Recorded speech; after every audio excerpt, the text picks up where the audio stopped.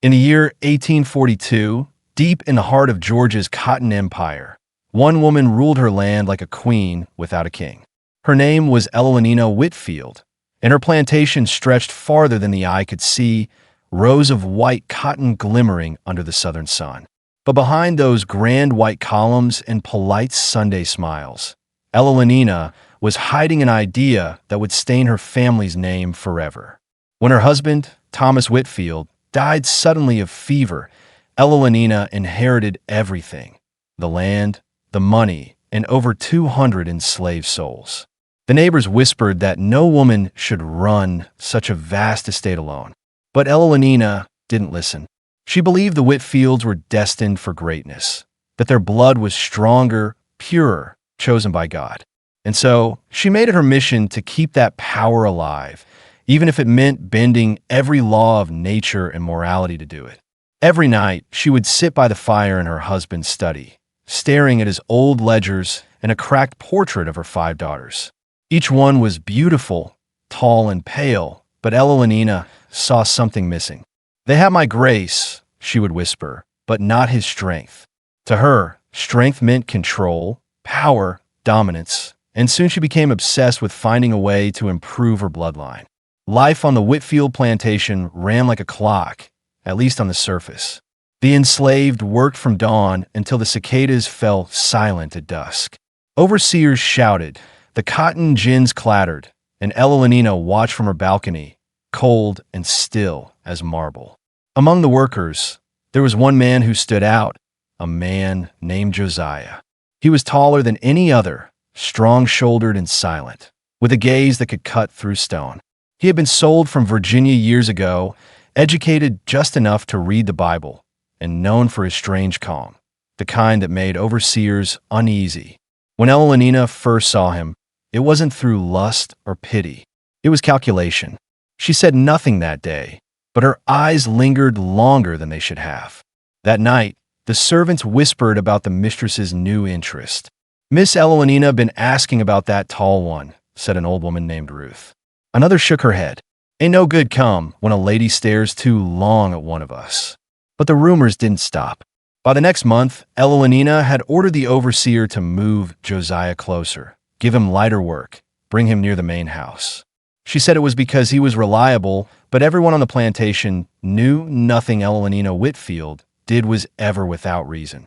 Late one evening, as the house slept, Elenina stood by her mirror, staring at her reflection, her once youthful beauty fading beneath candlelight. Her eldest daughter, Mary Ann, would soon turn 17, the same age Elenina was when she first married.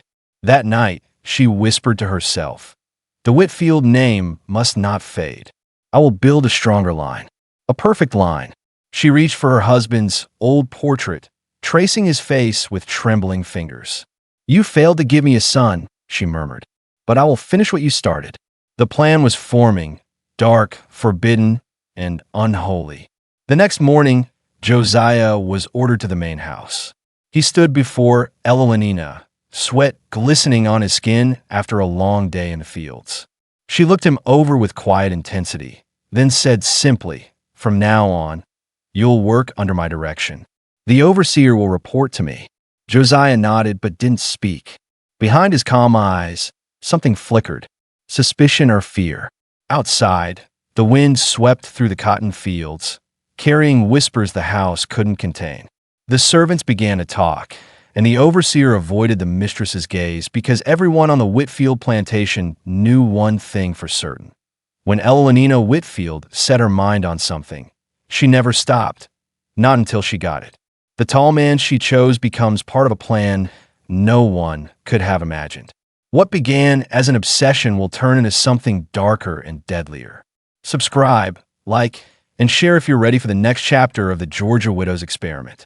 Last time we met Elenina Whitfield, the widow who ruled her Georgia plantation like a kingdom. But now, her obsession with creating a perfect bloodline has led her to one man, a tall, quiet, enslaved worker named Josiah. No one knew exactly what the widow intended, but the way she looked at him, everyone knew it wasn't mercy. The summer of 1843 was the hottest anyone could remember. The air itself felt heavy, like it was holding its breath. On a morning thick with humidity, Eloanina summoned Josiah to the veranda. She sat in her high-backed chair, a lace fan moving slowly in her hand, her daughters watching from behind the curtains. "You are Josiah," she said softly. "Yes, ma'am," he answered, eyes down. "I've heard you're strong, obedient, capable of hard work." He nodded once. Then she leaned forward, her voice sharp but calm. "From today, you'll be working near the house. I'll have tasks for you personally. You'll do them exactly as I say." To anyone listening, it sounded like a promotion. But to Josiah, it felt like a warning. That night, as the cicadas screamed from the fields, Josiah sat outside the cabin he shared with 3 others. He didn't speak much, but the others noticed his silence had turned heavy. Ruth, the older house servant, came by with a bowl of stew. "They say mistress got plans for you," she whispered. "You best be careful, boy. Ain't no safety in a white woman's favor." Josiah said nothing, but inside, he remembered his time in Virginia, when he'd been sold away from his wife and child. He'd sworn never to be used again. Yet here he was, chosen, not for kindness, but for something he didn't yet understand.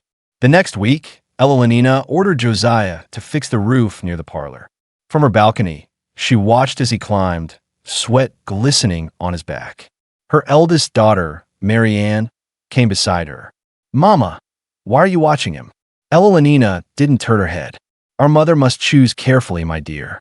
The future of this house depends on strength, not softness." Mary Ann's face tightened. She didn't fully understand, but something in her mother's tone chilled her. That night, she overheard the servants whispering, and when she realized what her mother's plan truly was, she couldn't sleep. A week later, Eloanina ordered Josiah to serve wine at the family dinner, an unusual demand. The daughters sat silently, while their mother's eyes lingered too long. "Strong hands," Eloanina said aloud, watching him pour. "Hands that could shape destiny." Marian dropped her spoon. The youngest, Clara, stared wide-eyed at her mother. After dinner, Eloanina dismissed everyone except Josiah. The hallway fell silent. The daughters, listening from the stairs, heard the sound of slow footsteps, the creak of a door closing. Then nothing. From that night on, Josiah became a shadow in the big house. He fixed doors, carried wood, repaired walls. Always near the mistress, never far from her sight. The daughters stopped speaking at dinner. Servants stopped laughing in the kitchen. Even the overseer avoided the veranda now. And every night, Eloanina would sit in her husband's chair and write in a black leather journal. On one page, she had written in neat, perfect handwriting, "Asterisk, the new Whitfield line will rise from strength. My daughters will bear greatness." Asterisk. One night, Josiah tried to speak. "Ma'am, I mean no disrespect, but this whatever you ask of me, it's not right." Eloanina's face hardened. "You will do as I say, Josiah. You owe your life to this house. You belong to it. Every part of you." He looked at her then, not as a slave, but as a man stripped of everything except his will. "No, ma'am," he said quietly. "No one owns my soul." That single sentence hung in the air like thunder. From that night onward, Eloanina watched him differently, not with curiosity, but with fury. The next morning, the overseer was ordered to keep Josiah under closer watch. But the whispers had already begun spreading across the county. A widow, a slave, and a plan so unnatural, even the other planters pretended not to know. By the end of that summer, every soul on the Whitfield estate knew something terrible was coming. Eloanina's obsession turns toward her own daughters, and when she forces them to obey her twisted plan, the Whitfield legacy will begin to crumble. Subscribe, like, and share to continue the true story-inspired saga of the Georgia widow's experiment. The summer sun had begun to fade earlier each evening, and the Whitfield plantation seemed quieter than ever before. Yet beneath that silence, something dark was spreading, like rot under polished wood. Eloanina Whitfield's eyes had lost their warmth, if she ever had any. Her every word now carried weight. Her every decision seemed calculated. Her every glance toward Josiah heavy with intent. The servants spoke less. The daughters avoided their mother's gaze. Even the house itself seemed to hold its breath. Mary Ann, the eldest, was the only one who dared to question her. She had begun to sense what her mother was planning, and the thought of it made her sick with dread.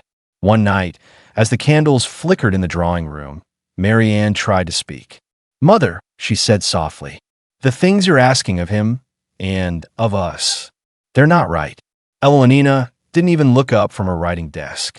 Her pen continued to move across the page, steady as her heartbeat. "What is right," she said, "is what preserves the Whitfield name. What keeps our blood strong." Marian stepped closer. But at what cost? That made Evelina pause. She turned, her pale face glowing in the candlelight. "At any cost, child. The world takes what it wants from the weak. I will not have weakness in my house." Mary Ann's throat tightened. For the first time in her life, she was afraid of her own mother. The next morning, Evelina called her daughters into the parlor. The air was thick with humidity, the smell of magnolia flowers seeping in through the open doors. Josiah stood silently near the veranda, his eyes lowered, but his mind elsewhere. "My dears," Evelina began, "you are my pride, my life's purpose. But this family must endure long after I am gone. You must understand that we are chosen for something greater, something the world will never understand." Her second daughter, Louise, spoke nervously. "Mama, people are already talking," the preacher's wife said. Evelina's voice snapped like a whip. "The preacher's wife is a fool. Let her talk. She knows nothing of destiny." The younger girls exchanged frightened glances. They had always obeyed her, always believed she knew best. But now, even they could see something in her eyes that no longer looked like faith. It looked like madness. That night, the eldest sisters couldn't sleep. Mary Ann sat at her window, staring at the dark fields, listening to the sound of the cicadas. She could see Josiah walking alone, his figure outlined by the moonlight. When the house finally fell quiet, she crept down the stairs. Outside, the air was heavy and alive with the sound of night. She called his name in a whisper. "Josiah." He stopped but didn't turn.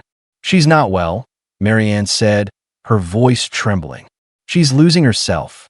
Josiah looked at her then, his face calm, but filled with something deep and weary. "I know," he said, "but she won't stop until someone makes her." Mary Ann's eyes filled with tears. "Then she'll destroy us all."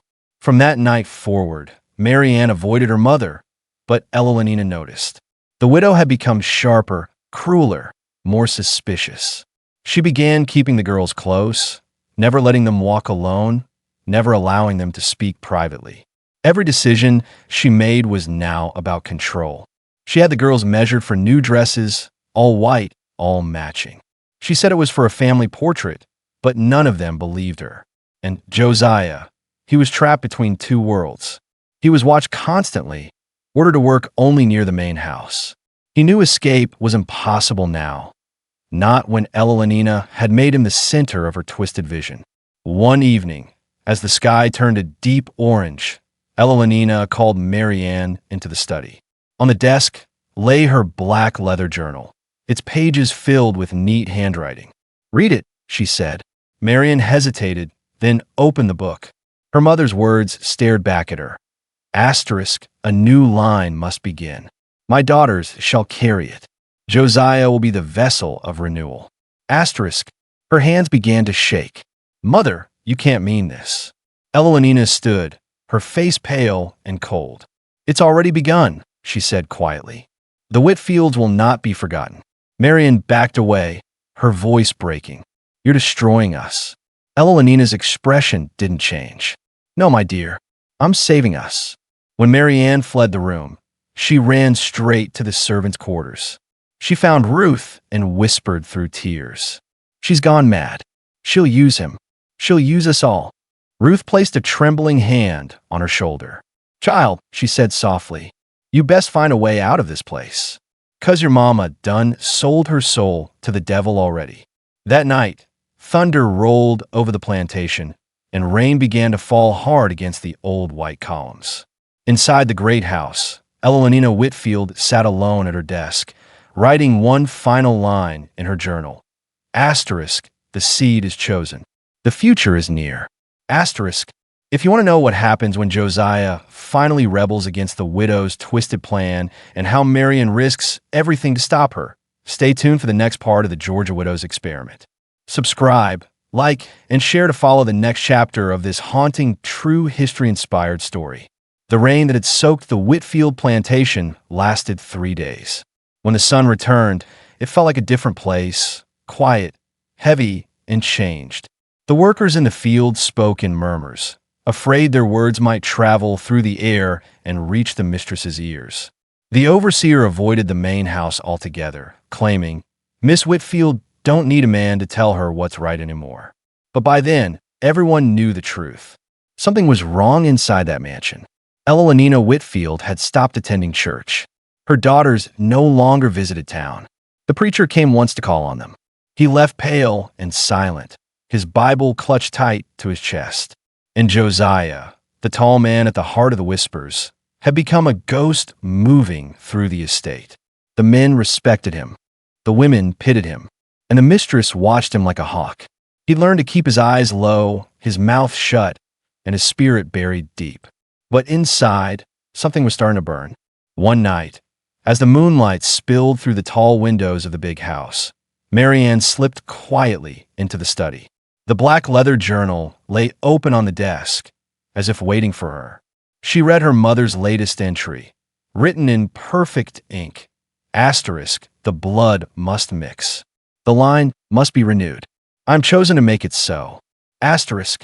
Marianne felt the room tilt around her. She pressed her hand over her mouth to stop from crying out. She didn't notice her mother standing in the doorway.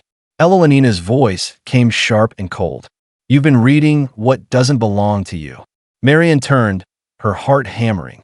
What you're doing is madness. Her mother walked closer, candlelight flickering across her face. Madness? She said softly. Or purpose? You're too young to understand what it means to build something that lasts. Marianne stepped back. You can't use him, Mother. He's a man, not an animal. Elenina's hand struck her across the face before she could finish. The slap echoed through the house. Enough, Elenina hissed. You will do as I say. You will obey. Marianne's eyes filled with tears, not from pain, but from the horror of realizing that her mother truly believed she was doing God's work. That night, she ran to the servant quarters, desperate. She found Josiah sitting alone, sharpening an old blade used for cutting cane. She won't stop, Marianne whispered. She's lost her mind. She means to force this abomination on all of us. Josiah looked up slowly. I know. Marianne hesitated. Then we have to leave. He shook his head. They'd hunt us. A man like me don't get to just walk away. But if we stay, she said, she'll destroy everyone. My sisters. You. Josiah looked at her with a quiet sorrow. Then maybe it's time someone stopped her. For a long moment, neither of them spoke. The night was thick with crickets and distant thunder. Then Marianne said softly, If you try, she'll kill you. Josiah gave a faint, sad smile. Maybe, but at least I'll die standing. The next morning, rumors began to spread beyond the plantation. A trader in town said he'd heard strange things about the Whitfield widow, that she'd lost her senses and was mixing bloodlines. Others whispered that the family was cursed. Neighbors began to avoid her road. Even the mail boy stopped delivering letters. But Elenina seemed untouched by shame. She carried herself higher than ever, her hair pinned perfectly, her eyes burning with certainty. When one of her daughters cried during supper, she calmly told her, Tears are for the weak. We are chosen for something greater. That night, she ordered the servants to prepare the parlor for a ceremony. Candles were lit, the curtains drawn. The girls were made to wear their white dresses. Josiah was called to the main hall. When he entered, the silence was suffocating. Elenina stood before the great door, her daughters trembling behind her. She said softly, It's time. But before she could continue, Marianne stepped forward. No, Mother, she said. This ends tonight. The older woman's lips tightened. You forget yourself. Marianne raised her voice, her hands shaking. You forget God. You forget decency, humanity, everything Father stood for. For a moment, Elenina looked stunned. Then her voice turned to steel. "You will obey me." "I won't." Josiah moved then, slow and deliberate, placing himself between the mother and daughter. His voice was low but firm. "This house ain't holy, ma'am, and your God wouldn't want this." Elenina's hand trembled. Her jaw clenched. "You dare speak to me of God?" But Josiah didn't move. His eyes locked on hers, calm, steady, defiant. Something in that look broke her. For the first time, Elenina Whitfield looked uncertain. The candlelight flickered, and in that flicker, the daughters saw the woman who had raised them, once proud, now consumed by her own obsession. No one moved, no one breathed, and outside, thunder rolled again, as if the heavens themselves were listening. Josiah reaches his breaking point. The night of escape begins, and the Whitfield legacy begins to crumble in blood and fire. Subscribe, like, and share to follow the next chapter of the Georgia Widows experiment. The rain came back that night, harder than before, battering the old plantation like a warning from heaven. Lightning flashed across the sky, lighting up the columns of the Whitfield mansion. Inside, the candles still burned from the failed ceremony. The wax dripped onto the floor, the air heavy with smoke and silence. Josiah stood in the hallway, his heart pounding. Upstairs, he could hear Elenina's voice, low, furious, trembling with something between anger and madness. "She's corrupted them," she hissed. "My own daughter has turned them against me." Mary Ann was locked in her room. Her sisters cried quietly behind their doors. Josiah knew then, if he waited until morning, someone would die. He went to the back stairs where the shadows were thick. In the servant quarters, a few men looked up when he entered. They saw the look in his eyes and said nothing. He whispered, "It's time. Tonight." They hesitated. Everyone knew the punishment for running. But then an older woman, her hands rough from the washboard, said softly, "I'll help. The Lord's done waiting on this place." They moved quickly, silent as ghosts. In the barn, they gathered what little they could: bread, a jug of water, and an old lantern with barely any oil. Josiah cut the rope on one of the horses, whispering to calm it. In her room, Mary Ann sat at the window, the rain streaking down the glass. She heard the faint creak of the back door below, and her heart leapt. She tore at her door's latch, whispering, "Please, please don't wake her." It finally gave way. She ran barefoot down the hall, her nightgown brushing the floor. Josiah was at the door, soaked, lantern in hand. Their eyes met in the dark. "You came," he said softly. "I wasn't staying," she whispered. "Not after what she's done." From upstairs, a floorboard creaked.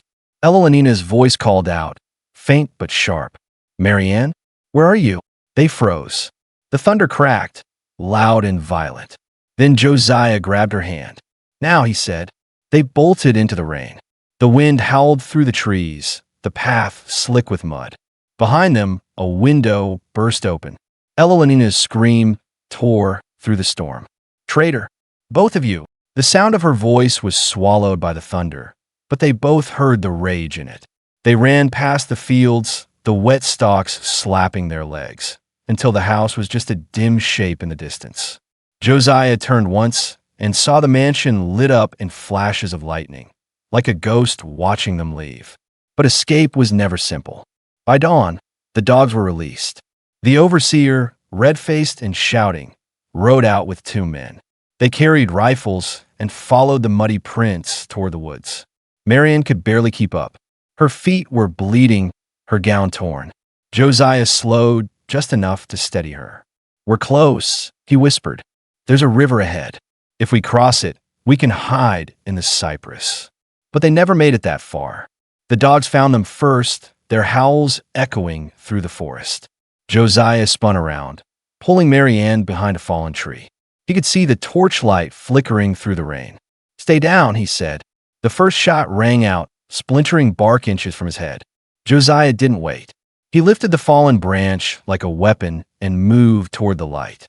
Mary Ann cried out, "No," but he was already gone. There was shouting, another gunshot, and then silence. She waited, trembling, her hands over her mouth. Minutes passed. Then, through the trees, she saw a shape limping toward her. Josiah, blood on his arm, his shirt torn but still standing. He fell to his knees beside her, breathing hard. "It's done," he whispered. "We gotta go before more come." They stumbled onward until they reached the riverbank. The water was high and violent, rushing with the force of the storm. Marianne looked at him, terrified. "We can't cross that." Josiah stared at the raging current. "We don't got a choice." He took her hand again, and together they stepped into the freezing water. The current pulled at their legs. The rain stung their faces, but they didn't let go. Behind them, the torches reached the tree line. Voices shouted through the wind. Marianne looked back one last time, and in a flash of lightning, she saw her mother standing at the edge of the woods, black cloak whipping in the wind. Evelynina Whitfield didn't move. She just watched, her eyes hollow, her face pale as marble. And then, in the roar of the river and the thunder of heaven, her children vanished into the dark water. The rain washed the footprints away. By morning, the plantation stood silent again. A grand house with no laughter, no songs, no prayers. Just one woman sitting alone at the window, staring toward the river that had taken everything she tried to control. The curse of Whitfield House. Asterisk rumors spread across Georgia that the widow's mansion is haunted. Locals say they still hear screams in the rain. Subscribe, like, and share to follow the chilling conclusion of the Georgia widow's experiment. The storm had passed by morning. The sky over Georgia was gray and low, the air heavy with the smell of wet earth and ash. The Whitfield plantation stood in silence. No servants in the yard, no sound of hooves, no voices calling across the fields. Just the wind creaking through the shutters and the crows circling above. Inside, Evelynina Whitfield sat at the grand dining table, her hair undone, her dress still stained from the night before. The candles had burned out hours ago, leaving only streaks of wax down the polished wood. Her daughters huddled upstairs, terrified to come down. They had seen their mother's face when she returned, pale as death, eyes empty, her lips whispering the same words again and again. "They're gone. They're gone." No one dared speak to her. The servants who hadn't fled stayed out of sight, crossing themselves when her footsteps echoed through the hall. By dusk, word had spread to the nearby farms. 2 riders had seen shapes in the river, a man and a woman, swept away by the current near the swamp bend. Their bodies were never found. The preacher returned the next day, riding slow, Bible in hand. He found Evelynina on the porch, staring toward the woods. "Mrs. Whitfield," he said softly, "you should rest." She didn't look at him. Her voice was distant, cracked. "I built something that was meant to last, and the Lord took it." The preacher hesitated. "You built something the Lord never asked for." Her head turned sharply then, eyes blazing for the first time in days. "You know nothing of what I built," she spat.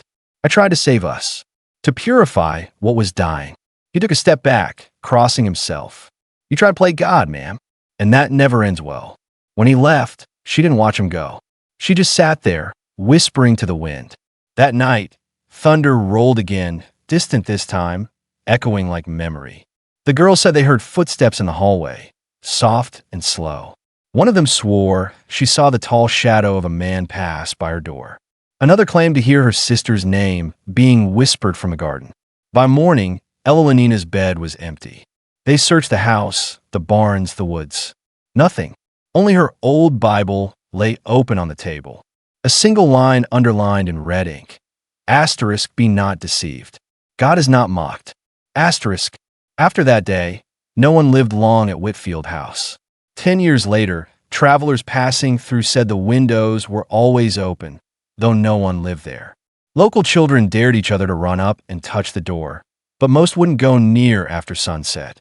Farm hands said they heard weeping on rainy nights, and sometimes a man's voice calling from the river. The house changed hands 3 times.